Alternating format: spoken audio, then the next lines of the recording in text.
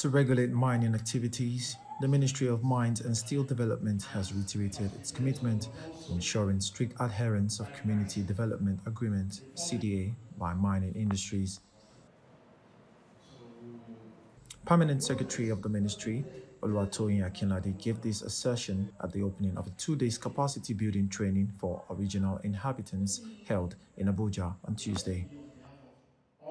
The permanent secretary, who was represented by Esther Odo, said that some of the agreements are yet to be implemented by the mining companies, which she described as a breach of agreement.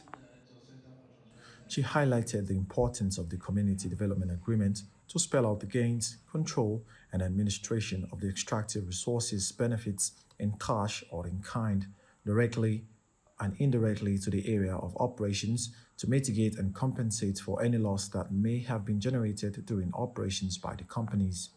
The world is doing a lot of development sustainably. You cannot carry out any developmental project without wanting to have a good relationship with the community who you are entering their domain.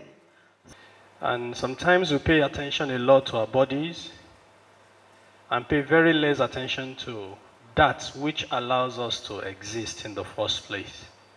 Money is good, contracts are good, but in the long run, you will be left with the consequences of the choices you make about your environment.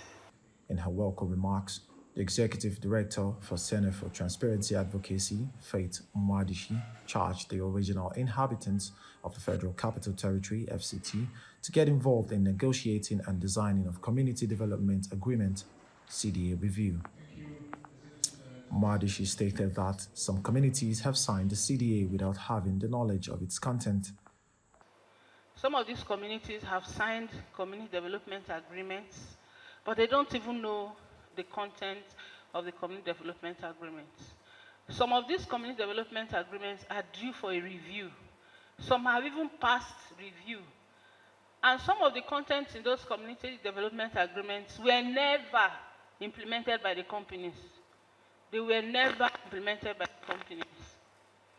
So we saw that it was an opportunity for us to train these three communities because some of them will be going into a negotiation. The executive director frowned at the segregation given to the community, especially in terms of gender, adding that only few persons do benefit from the signed CDAs.